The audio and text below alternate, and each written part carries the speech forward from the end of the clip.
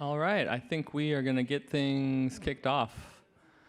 So welcome everybody to the third installment of ASU Local Presents. Wow, it has been an amazing week centered on authenticity. We have shared experiences and stories and love and all the above. It's been just really wonderful that we've been able to connect in deeper ways this week. Today in particular, we're talking about our career coaching strategies, our own career paths, so that fits in wonderful with our guest speaker today. I'm going to turn it over to her in a second, but let me give a brief introduction for you all. So I'm super excited to invite Halleemah Nash here today. She is a visionary, talent innovator, and partnerships expert. She's highly respected for driving business initiatives that attract, retain, and promote diverse talent, trailblazer when it comes to scaling organizations through equity, diversity, and inclusion programs, thought partner, visionary, looks like all the above. We're all about shout outs and snaps. So one thing I read that I love, and let me know if this number is up to date, but one example of this was Halleemah has successfully sourced, coached, and placed over 100 Gen Z people of color in internships across the country. So awesome. Proud Compton, California native, first gen graduate. We gotta give it up like just many of our students. And then lastly, she's been dedicating her career to empowering others with organizations like Chicago Housing Authority, Israel Donna J Foundation, I Mentor, the Academy Group, and is the founder and CEO of Rosecrans Venture. Halleemah, welcome. Thank you so much. Look, I love a good bio. I believe that your bios speak your dopeness back to you. And as an update, that was like the original bio. We are now at 591 Gen Zers that have been placed on internships of their career of choice and have participated in professional development. So happy to be in the building. So much. And building off that, maybe you could share a little bit about your journey, your career, and maybe kind of the philosophies that have been guiding you in your work? Yeah, absolutely. So the journey began for me in Compton, California, right? You know, a stone's throw from where some of the ASU local students might find themselves. But I am first generation, first in family to go to college. And that actually created this sort of bedrock for a number of experiences that would be first gen. For many folks, first gen doesn't stop with your college degree. For many of you, what you will find if you are first gen, you might become the first in your family to start a business, to be an entrepreneur, first in your family to own a property, first in your family to travel abroad and have a passport, right? So in terms of like philosophies and themes, I always call out Compton as like the anchor, because what I learned just from a transferable skill standpoint, just from the neighborhood itself, I really believe were all of the foundational skills, and as I mentioned, transferable skills that ensured my success in every space that I was in. College was helpful. College provided the network and education and resources that I needed. I attended Howard University in Washington, D.C., traveled to grad school, which also further honed in the resources that I needed, and then moved to Chicago and started a career in sport for development. And it has always, for me, been how can I carve out a career for myself that represents what I like to do,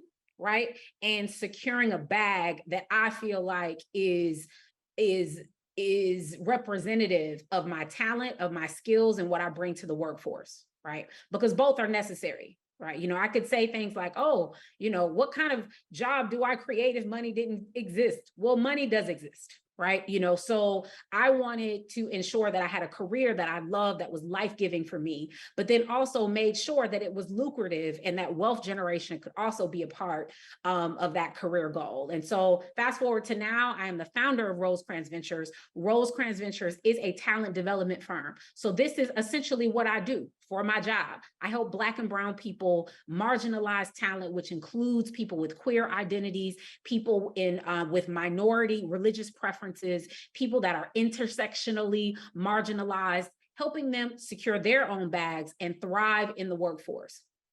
And so the big theme is like, how do I ensure that every time that I walk in the room, that Compton walks in the room with me? How do I ensure that I can always operate in service to my younger self? And when I think about the workforce, that is, ensuring what I like to call radical professionalism, which is excellence. Right. It is not this sort of like white dominant culture definition of professionalism. Right. It is like excellence, meaning doing what you do well, and authenticity, showing up in your full identity matched with excellence, and one not being overwhelming or more than the other, right? But both being present. So that was like the long roundabout on how it started and how I got to Rosecrans Ventures. Love it. Thank you so much for sharing. And as you just mentioned, your work focuses on authenticity and working with younger people on how to bring their authentic selves into the workplace. So could you maybe expand a little bit about like how you teach that skill, or how you empower others to actually go on and do that when they get these internships, when they get into that job they're looking for? Yes. So it's two verticals. One of them is actual workshops. So I do workshopping where I might do a workshop called Business Acumen for Generation Z, right? How to thrive in the multi-generational workforce. And the components of those workshops might be, how do you define authentic leadership for yourself? What are the skills that are connected to your identity? Right. So that just means if I grew up in Zacatecas, Mexico, right? That was the neighborhood that I came up in. There are skills, there is swagger, there are things that are very specific to that region of the world, to that context, that actually might be skills that are a little different than if you worked at the Gap over the summer or if you worked at McDonald's, right? So helping people to identify the skills that are innate to their identity, right? If I grew up, I'm from Compton. If I had to travel from Compton to East Los Angeles for my educational opportunity, I might have to figure out how to navigate gang lines in order to get to school safety. That means when I get to my senior year in high school, I've got 4 years experience in risk mitigation. How do I communicate that on my resume? How do I communicate that in my interviews, right? And I believe that the communities that many of us come from have within them sort of unique sensibilities, the families that we come from, the cultures that we come from, that are sort of those unspoken things that really make us dope in the workforce, right? So I take those courses, I match them with identity. Who are you, right? What does it mean for you to be fully yourself in the labor market? And how do you ensure that you don't lose that in these large corporate spaces? And so there's the courses, and then the other vertical is coaching. Right. So I do deep work. There are some folks that might attend a workshop and they might say, listen, I am, first gen, I'm an engineer. I'm interested in aerospace dynamics. And every internship, I am the only person that looks like me.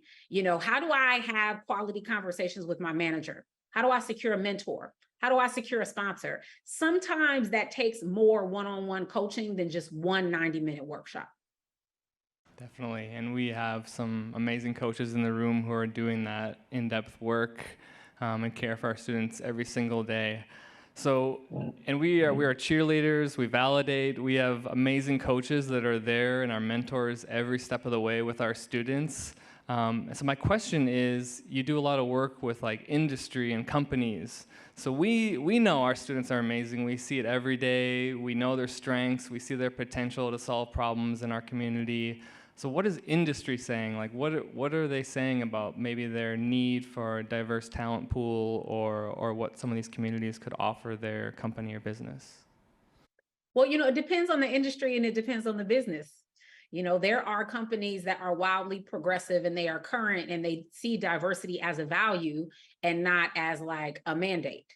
Those companies that have seen it as a mandate are the companies that are going through where we are seeing diversity, equity, and inclusion go through a major retraction, right? But companies that see diversity as a value, it is good business to ensure that the talent in our organizations is reflective of our customers, is reflective of our community, is reflective of our country.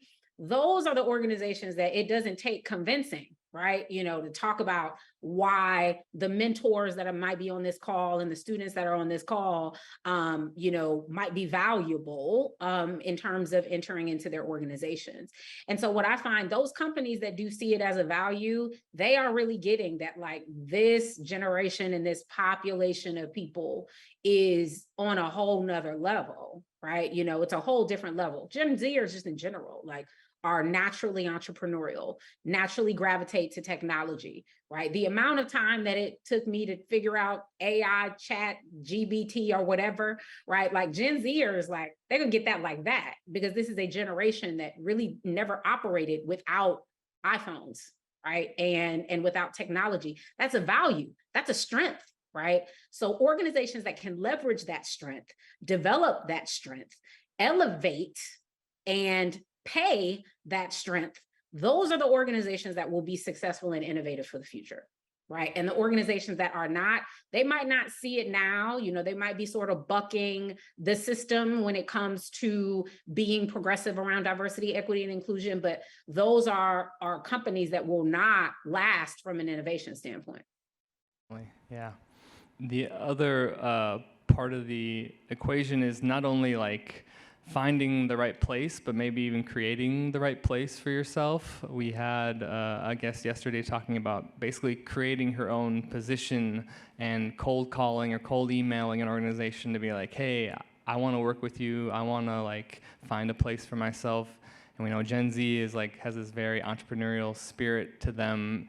Is this coming up in your work where you're helping students not only find a place but create a space for themselves? It's something that I believe in deeply. It is not as connected to my work. And the reason for that is, I want it to be very specific. Because there's, when you are creating a space for yourself, you're creating your own culture, right? Like, you work for yourself. So you accept yourself, like, you create a safe space for yourself. But I saw a tremendous need in a lot of these organizations and corporations and spaces that are hiring tens of thousands of people that are getting that wrong, that are not creating safe spaces for people of color, that are not creating spaces where, diverse talent is thriving. So my work more so focuses on the larger workforce. Now, granted, there are people that are walking into entry-level positions to get experiences because they know that in 3 to 5 years, they want to launch their own thing anyway, right? Like that's really a part of what we talk about. What does it mean for you to be thriving in career? It's a part of what I build, but, all of the things that it really takes to be successful as an entrepreneur, like in spaces where you are creating a table, not necessarily preparing for a seat at the table or to lead a table. That is the entrepreneurship workforce is something that's so wildly important. But it's not necessarily a population that I've spent a ton of time working to develop. Thank you. Yeah, thank you for sharing. I'm going to do one more question, and we're going to open it up to the audience to share. So the other thing I've noticed is that you do a lot of like speaking engagements, maybe as a keynote speaker or talking to corporations about different things, and we have a lot of like really talented folks in this room. Do you have any advice for people who may want to like start doing speaking at conferences or being a keynote speaker with a corporation or something like that? We're often talking in our space here in education, but our voices are sometimes not heard outside of it. So do you have any advice for people who are looking to go outside the building we're in? Yeah, so I do think that thought leadership begins with providing value. So before you are speaking on a stage or, kind of pitching yourself for a conference or a summit, if you have 25 followers on LinkedIn, are you providing value to those followers? Can you elevate yourself as a thought leader to that community? If you are the head of a student organization on campus, are you providing value to that student organization? Are there people that can provide testimonials about the value you've been able to add? You always want to start there. If you are a mentor for this program and you want to create a platform where more folks are mentoring and more people are doing this work, are you providing value to both your mentees and the space that you are in? Because I think sometimes we have a tendency to think, big TED Talk stage, right? Which is not a bad thing. But before you get to the TED Talk stage, you have to provide value with whatever space that you are in. And if you can provide value there, you might see yourself being invited for those larger spaces where it's not something that you have to market or create a strategy for. There are invitations that you will begin to receive. Yeah, thank you for that wisdom. Okay, we are going to keep on time and toss it out to the audience for any questions. And we have a wonderful student too, Rahim, who's on the line. So Rahim, if you have anything, we would be happy to start with you. Well, no thoughts yet, but you guys go first. Okay, we'll spin it back to you when you're ready. All right. Any people in the group want to share a question?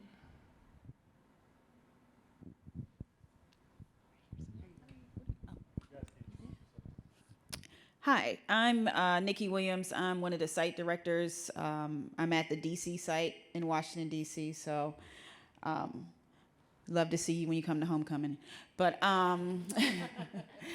we in DC really focus on the career readiness component and wanting to make sure our students are having, as the other sites do too, but making sure the students can graduate with a career in hand, or at least a job that's related to the career, or the major that they were seeking.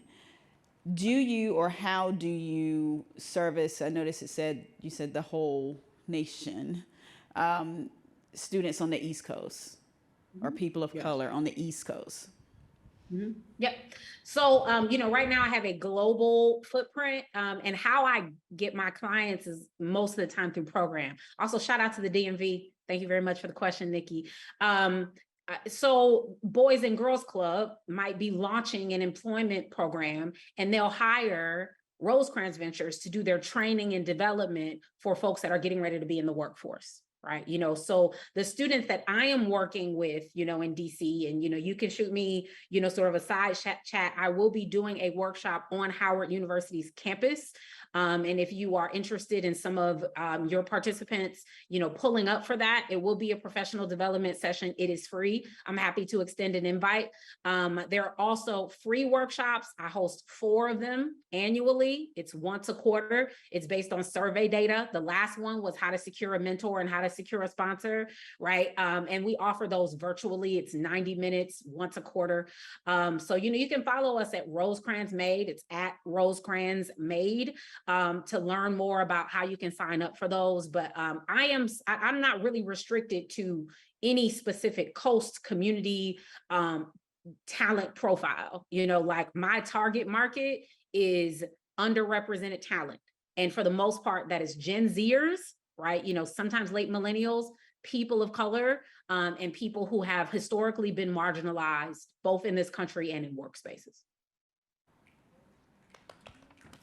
All right, we got another one. Hi, my name is Lillian. I'm a success coach here in LA. So as a coach, and as you're speaking about what you do for Gen Z, how do the coaches get some of those skills and things so that we can give those to our students as well?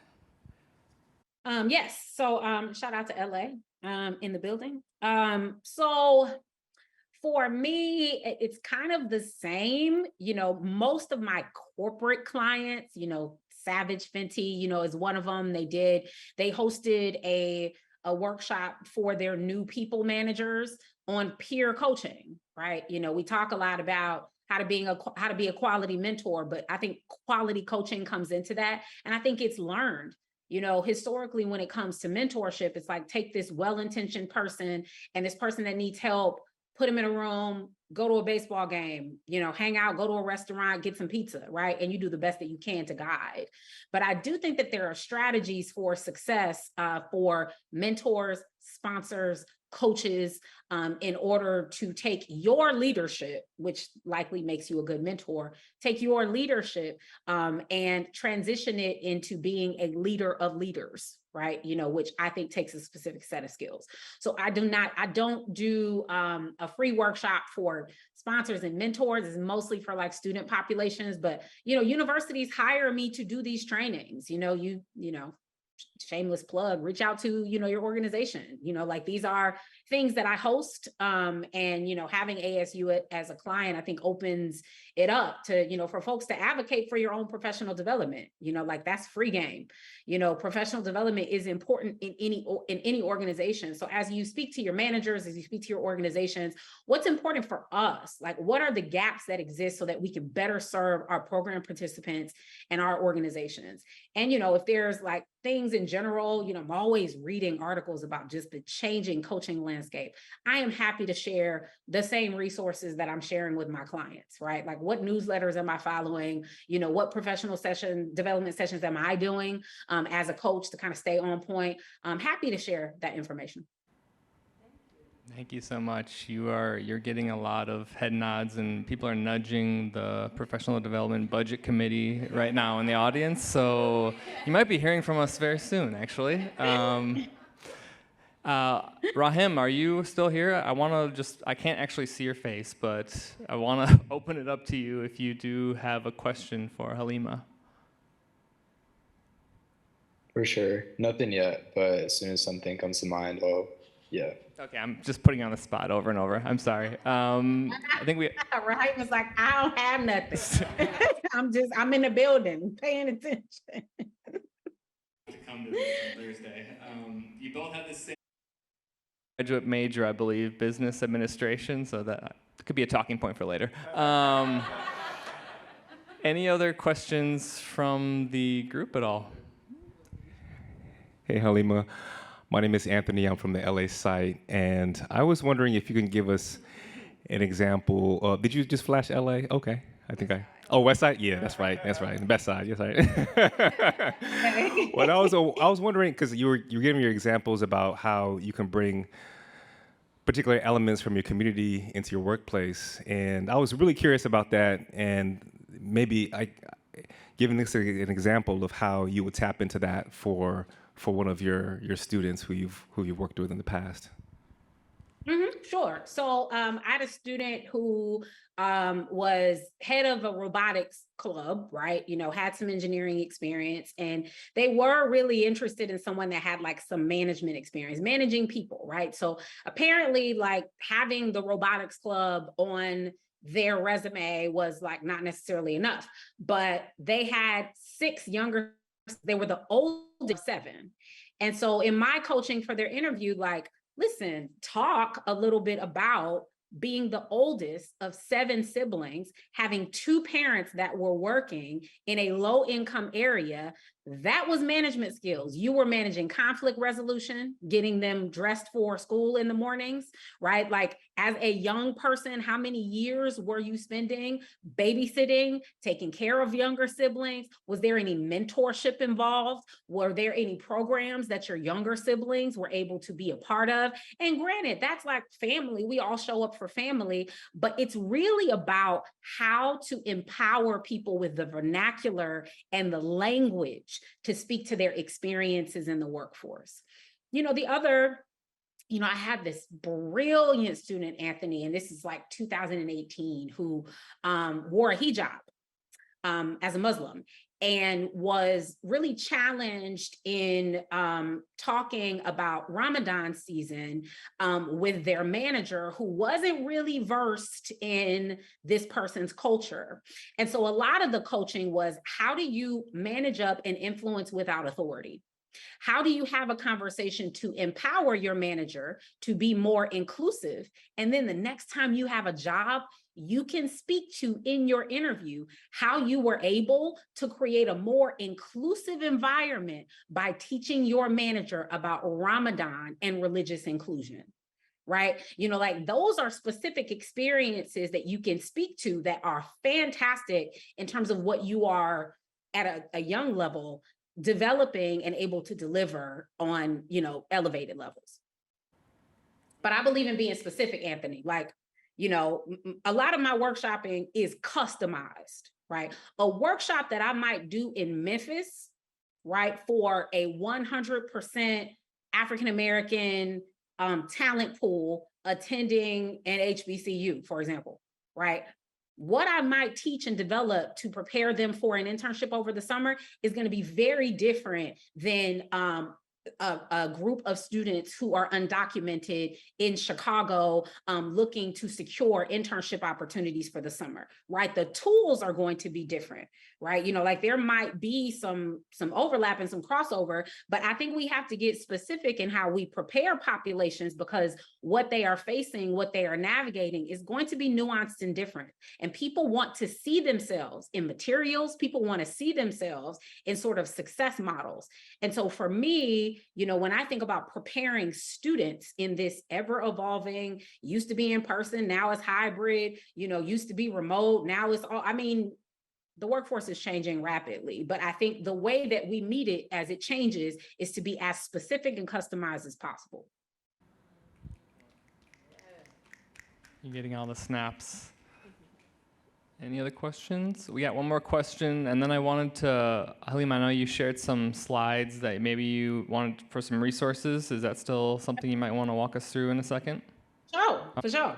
So what I would like to do is provide you all with just an example of like what I teach, how I teach, for like a mini, I'll call it like a mini free game course, right? And so I'm going to talk about, as you think about centering your growth as an early professional, this is something that you all are going to receive. So, you know, if I'm moving kind of fast, it's totally okay. You will have a PDF of this. But I believe in resourcing populations, right? You know, we can, you know, I don't believe in talks and fireside chats for chat's sake. Because sometimes inspiration, you walk away and you're like, man, that was powerful, that was awesome. But what can you take with you for your interview tomorrow? What can you take with you for your sort of difficult conversation? So I'm going to give you all just a couple of resources that I'm hoping that you can use. I like to center myself. Mr. Booker T. Washington said, excellence is to do a common thing in an uncommon way. So when I talk about radical professionalism, like I like to do away with this idea of being professional in the workforce, because that means something and that looks like something to a certain population of people. But radical professionalism is I will show up in my full big hair, visible tattoos, and crush it at my job. So you're going to think differently about big hair and tattoos when I'm done with it, right? You know, because I am delivering on my job. Right? You know, I am functioning in a way that is making my team and my organization better. It is excellence and authenticity together. That is how I define radical professionalism. So what I find is, you know, again, I'm going to listen, I stand for Gen Zers, right? Like I know a lot of people have a hard time with y'all, but I stand for this population because of what you bring to the workforce. With that, communication and business acumen is something that I have found over and over again that many Gen Zers struggle with. So I'm going to give you a couple of communications hacks, a couple of management hacks, and some things that you can use on your part-time job, on your internship, and on your campuses. The first one is if you are sending an email for communications, your communication should always be formatted every single time and should always have a signature. I should never receive an email from a student that says bet.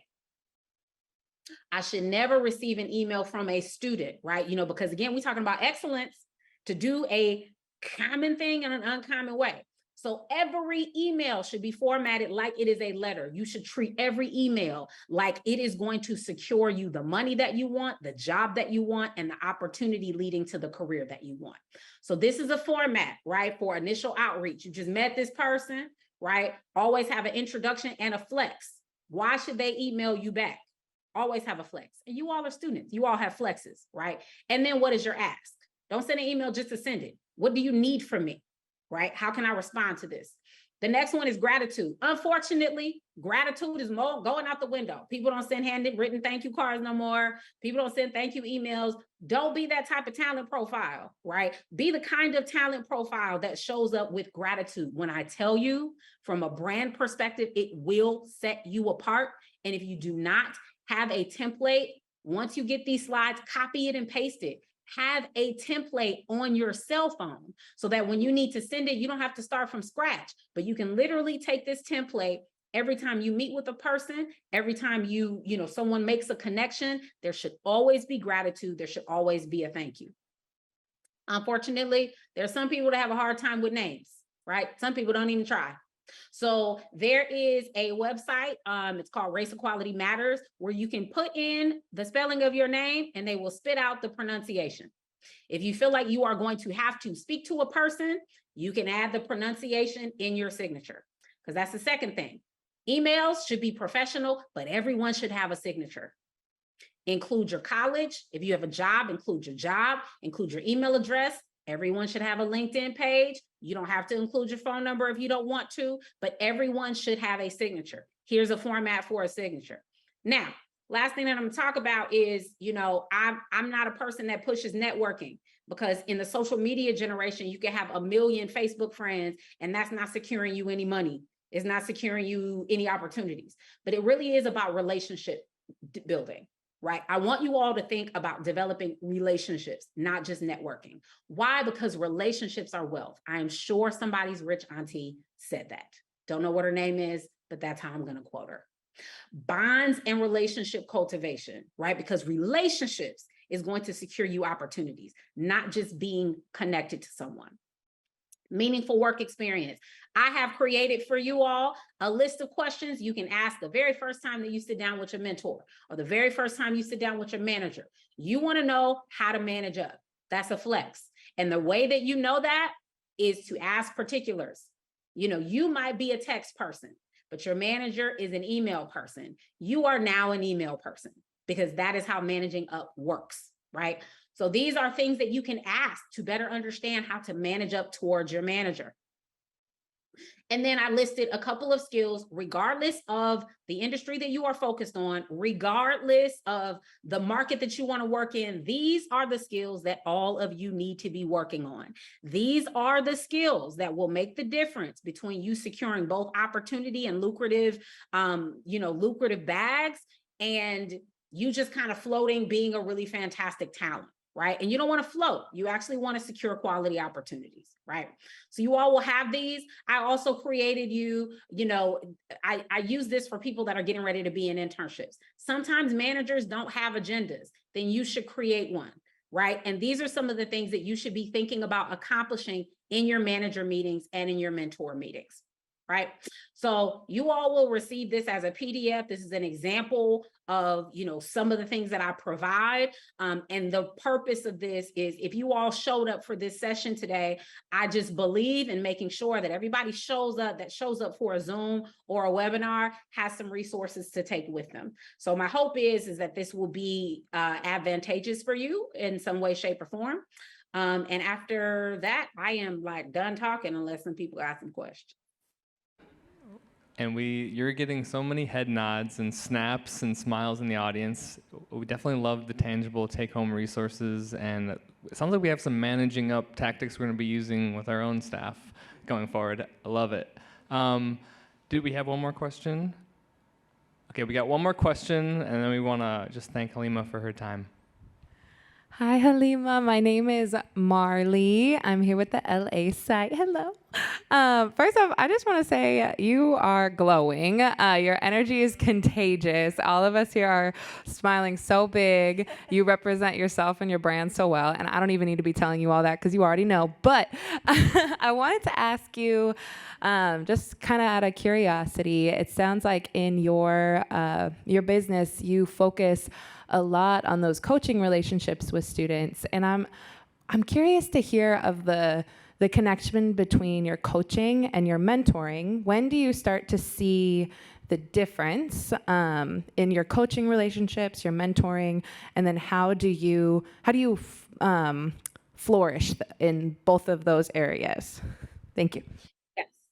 Thank you, Marley, so much. That's an excellent question. I'm so sad that I can't be with you in person, because this is virtual. My energy is way big in person. But so I think that coaching is a tool for all tangible relationships, right? The best teachers coach, the best managers provide coaching, the best, sort of peer relationships provide coaching. So I do separate mentoring and coaching. I do have a workshop on mentors, coaches, sponsors, right? Allyship. What are the difference between the two? The three. But to your question of thriving in them, The relationships, like for example, you can provide coaching expertise in your mentoring relationships, but the graduation is not like mentorship to coaching. The graduation is mentorship to sponsorship, because a mentor will guide you, right? Like guide you to the promised land. These are some tips for your upcoming interview. But a sponsor brings your name into rooms that you are not invited to and is a champion for you. A mentor says, here's a job description that I saw. I'm going to help you in your process in submitting a competitive application and give you some tips on the interview process. A sponsor says, this role is available in this company. I'm going to have a conversation with the CEO. Bring your resume and talk about how valuable you will be with the company so that the CEO will call you. Right? Like that's the difference kind of between the two. And if you are picking, because there's also a finesse in selecting the right mentors, right? Your mentors in college, you know, that really is fertile ground for once you get into the workforce, figuring out how to secure high-level mentors that can possibly become sponsors, because sponsors have more skin in the game. Right? So the goal is, how do you cultivate quality relationships with your mentors in order to be able to one day secure a sponsor?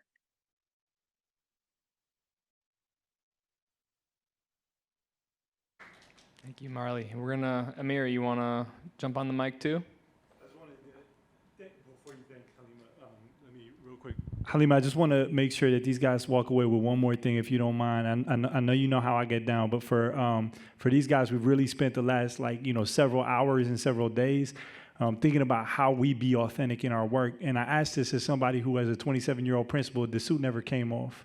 You know what I'm saying? But I made sure I was authentic in other ways, despite feeling insecure about that. So I'm wondering if you could, in your most Halleemah way, give these guys permission in whatever way you see fit to be the person that is the most authentic version of themselves for our students when they come back in a week and a half, and also negotiating their own kind of near peerness to many of our students, if that makes sense. And then you can wrap up, Daniel. Thank you. Yeah, absolutely. And I absolutely love that question, because I think that this generation of students have like blessed spaces with the unmute button. You mentioned, and, shout out to Amir, who, gave the invitation for today. Amir, you mentioned, we pull up with our suits because there was no space to not show up in your suit. Like it was about, we had to mute a lot of who we were in order to fit into the old workforce, right? But this generation is like, no, I can't work there if I have to look like that, right? Like I can't be in that space if my accent is not acceptable, if where I come from is not acceptable, is not valued, if my version of who I am is not accepted and is not celebrated.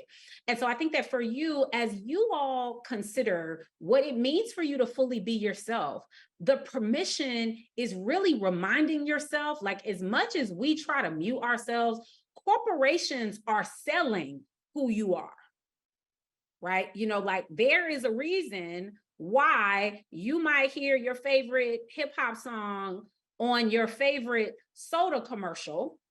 But unfortunately, we take that culture and feel like we have to look like the white CEO, because that is what dominant culture teaches us, right? That like the least version of ourselves is the only acceptable one. And so you all have a wonderful opportunity to rewrite that, because guess what? If you can't figure out how to be both excellent and authentic, spaces will never figure out the road to acceptance. They will never figure out how to engage who you are, because you are showing up in a space looking like, acting like, talking like, dressing like them. Right. And, professionalism is a thing. You might roll up to a workspace and there is a dress code. Right. I'm not saying be one of those students that just gets fired because they refuse to follow the dress code. It is more about ensuring that the spaces that you want to work at, making sure that it is a safe space for your identity and your talent to thrive. And the only person that can really fully give you permission to operate in that fully is you. You got to get in your bag and get on your Issa Rae and talk in the mirror and like talk about fully who you are. Remind yourself, affirm your identity, affirm your full identity. And that really creates space for organizations, teams, cultures to inform it as well. And this is the last thing I'm gonna say. As a Black person, what I know is that there is an anti-Black narrative at the core of most of our systems in this country, right? Like, you don't gotta wear a hood. You can just participate in those systems and be an advocate of those systems to really be a part of oppressive systems, right? So for us, showing up fully as ourselves is our resistance. You know, there are picket lines, there are ways to engage, there's ways to vote, there are ways to enact policy, but showing up in spaces fully, proudly who you are is a form and an act of resistance. Be resistant. And that's it. Halleemah, thank you so much. We got a lot of cheers happening in the crowd right now. Oh, Rahim. Oh, we gotta turn it over to Rahim. Yeah, so my question, the last one, I guess, is how can like someone self-advocate for themselves and like make clear that they're looking for like a sponsor and like put themselves in like the correct space and just kind of like, yeah, make clear that they're looking for a sponsor as compared to a mentor? Yeah, so that's a really great question. On LinkedIn, I have a whole post about that, actually from about 2 weeks ago. But essentially, sponsorship is never the first ask. So sponsorship is an ask once there is a relationship, right? And a long-term relationship, meaning you've shown up in that mentorship relationship well, you've shown up in that allyship well, and at some point in that relationship, you know, what you want to do is you want to say, I really enjoyed being mentored by you. These are the outputs and these are the ways that I've been able to grow as a result of it. What I would like in the next year is to be able to secure a sponsor. Can we spend time in our next couple of mentorship sessions getting your insights on my road based on where I am and what my network is and what you know about me to secure a sponsor? Right, and get guidance from a mentor, from a professor, or from someone who is already an advocate for you. But good question, Rahim. Thanks, Rahim. Well, I think we are about at time, but thank you so much, everybody, for coming. Thank you, Halleemah, for taking time out of your day, sharing wisdom. Everybody got to give her a follow on LinkedIn, Rosecrans, on all the social media, and we really appreciate just like everything you brought and being yourself and showing us kind of the way and being an inspiration to us, and also just those tangible resources you've provided us with. So thank you so much. Give her a round of applause. All right. Thanks to you all. Thank you very much for the invitation, and shout out to Amir. Appreciate you, brother. Thank you, Halleemah. All right.